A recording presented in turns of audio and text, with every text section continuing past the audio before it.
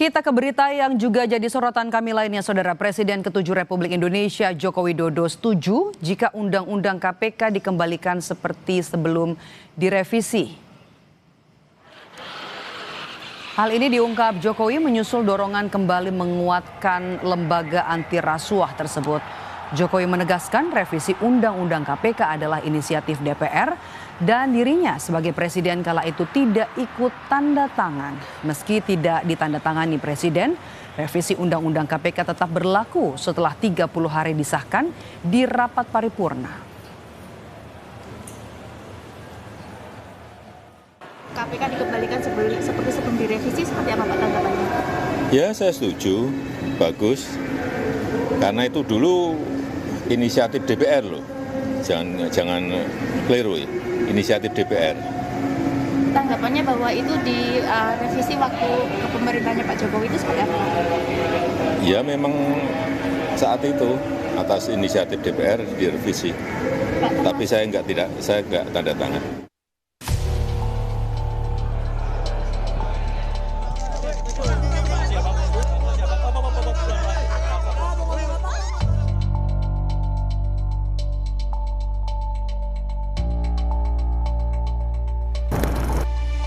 Mantan Ketua KPK Abraham Samad mengungkap kelemahan KPK saat ini kepada Presiden Prabowo Subianto. Saat bertemu Presiden akhir Januari lalu, ia bilang revisi Undang-Undang KPK tahun 2019 lah yang menyebabkan KPK tak segarang dahulu. Salah satu yang disoroti adalah KPK tidak lagi menjadi lembaga independen.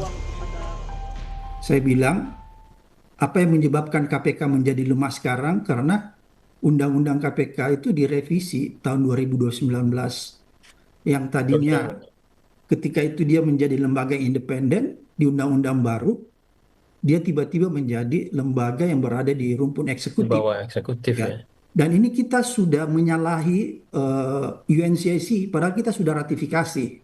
Kenapa saya bilang kita sudah mengingkari kesepakatan UNCIC? Karena di dalam UNCIC itu disyaratkan bahwa lembaga anti korupsi itu harus independen.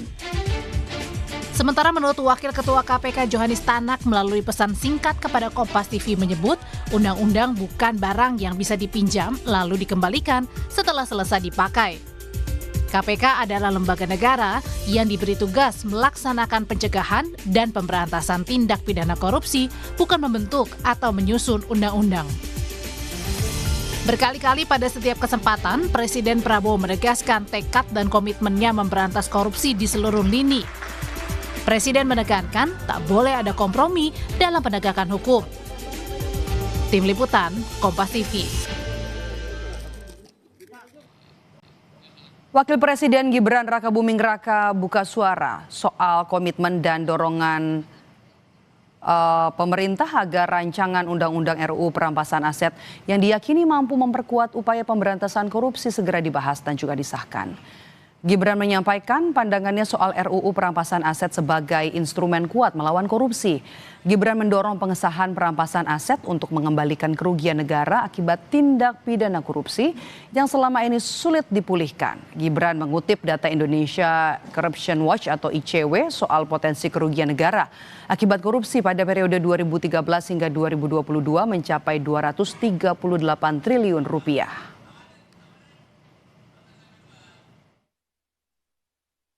Indonesia sangat perlu memperkuat sistem hukumnya agar mampu mengembalikan aset negara, membuat jera para pelaku, serta melindungi masyarakat dari potensi kerugian akibat korupsi. Teman-teman, komitmen dari Bapak Presiden sebagai pucuk pimpinan negara sudah sangat jelas. Tapi kesungguhan Bapak Presiden untuk memerangi korupsi dengan instrumen hukum baru yang bisa membawa manfaat besar bagi bangsa.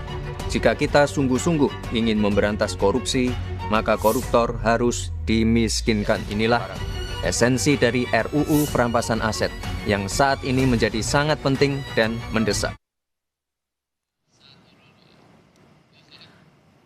Menanggapi pernyataan Wapres Gibran soal rancangan Undang-Undang Perampasan Aset, Indonesia Corruption Watch atau ICW menilai penting bagi pemerintah dan DPR menegaskan komitmen dalam mendorong RUU Perampasan Aset harus disertai aksi nyata untuk mewujudkannya. Wacana RUU perampasan aset ini muncul kembali ketika adanya kritik publik berkaitan dengan pemberantasan korupsi yang dikeluarkan oleh TI, Transparansi Internasional, berkaitan dengan CPI yang menurun begitu. Jadi bagi kami adalah penting untuk menegaskan bahwa pemerintah dan DPR itu harus memiliki komitmen terhadap RUU perampasan aset, dan jika tidak prosesnya masih akan ditunda, maka itu hanya apa yang disampaikan oleh Wakil Presiden Gibran bagi kami hanya sekadar lip service belaka saja. Kita akan bahas komitmen pemerintah memberantas korupsi melalui RUU perampasan aset yang disuarakan oleh Wakil Presiden Gibran Rakabuming bersama politisi Partai Solidaritas Indonesia atau PSI Valdo Maldini dan juga peneliti Pusat Kajian Anti Korupsi atau PUKAT UGM Zainur Rohman. Selamat petang, Bapak-bapak. Selamat petang, Mami. Selamat sore. Oke, saya mau ke Mas Valdo terlebih dahulu. Apa tujuan Wapres Gibran Rakabuming mengungkapkan pemikirannya di kanal digital untuk disampaikan kepada publik? Tapi jangan dijawab dulu, kami jeda sejenak saudara. Kami akan bahas ini usai jeda di Kompas Petang sesaat lagi.